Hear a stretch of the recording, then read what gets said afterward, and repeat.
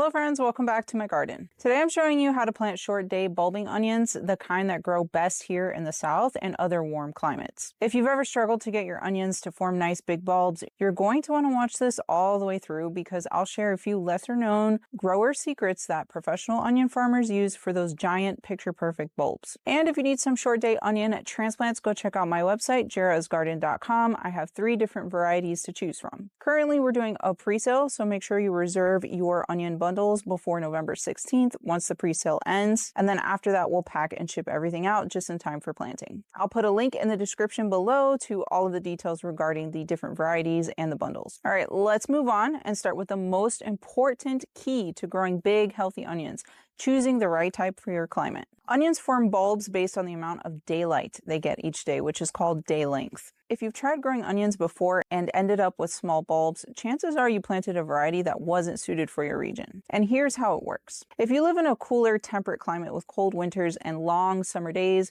you'll want to plant long day onions in early spring. They start forming bulbs when daylight reaches about 14 hours or more per day and are ready to harvest in around midsummer. If you're a warm climate gardener like me, where summers are way too hot for onions to survive, you'll need short day onions. These are planted in fall or winter and start bulbing once days reach around 10 to 12 hours of light, perfect timing for a spring harvest before the heat returns. It might sound super specific, but this is the secret to success with bulbing onions. Before you buy your plants, take a minute to look up an onion growing map. A quick Google search will do to see which type is best for your area. I'm in Florida, so I grow short day onions, planting in late fall for a spring harvest. Now let's talk about prepping the planting area, and this process is the same no matter what kind of bulbing onion, short day or long day that you're growing. Except that hot climate gardeners plant bulbing onions in late fall while cold climate gardeners plant them in spring. Choose a full sun location. Even in Florida, you're going to plant onions in full sun.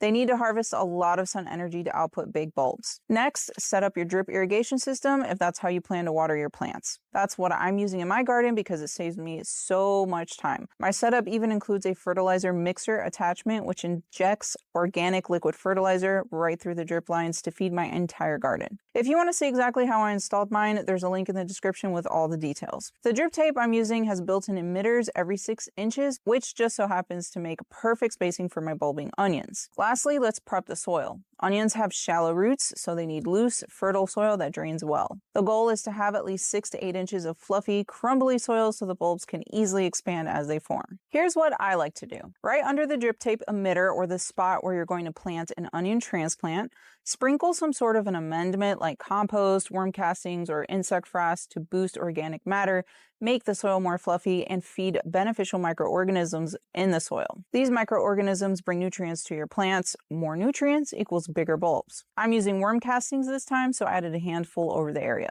All that is left is to add some fertilizer. During the initial growth phase, onions benefit from a fertilizer high in nitrogen because it is the nutrient responsible for leafy growth. Each leaf on an onion plant equates to 1 layer of onion bulb. So the more leaves you have before your onions start to bulb, the bigger your onion bulbs are going to be at harvest time. Therefore, I'm going to work some blood meal, which is an organic nitrogen fertilizer, into the soil. Most onion farms use ammonium sulfate, which is much higher in nitrogen than this blood meal, but it is a synthetic fertilizer, not organic. I've also heard feather meal is a great organic option as well. It is also high in nitrogen. Throughout the growth phase, which is the period before the onion plant starts to bulb up, you're going to apply more nitrogen. Once you notice the bottom is swelling up or starting to bulb, then stop fertilizing with nitrogen and switch to something high in phosphorus and potassium, because these are the nutrients responsible for bulb or root formation. But that's a few months down the line. Today I'm just going to add some worm castings and blood meal, then take a hand shovel and work it into the soil. Okay, we are ready to start planting. When you purchase a bundle of onion transplants, they need to be planted as soon as possible. They are basically bare roots, as in not growing in soil, so they will dry out and die quickly.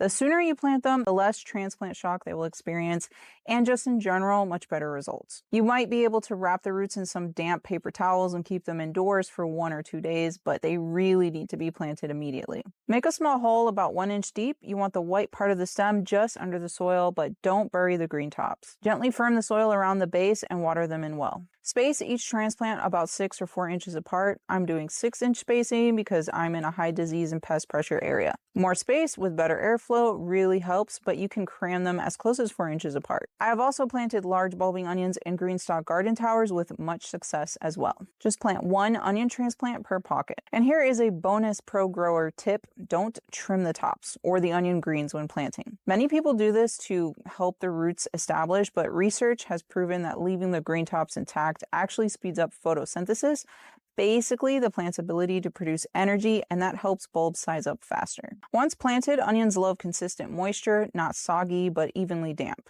A layer of mulch will help regulate soil temperature and retain moisture. In a few weeks, I notice new leaves growing in. That is a sign to start fertilizing again.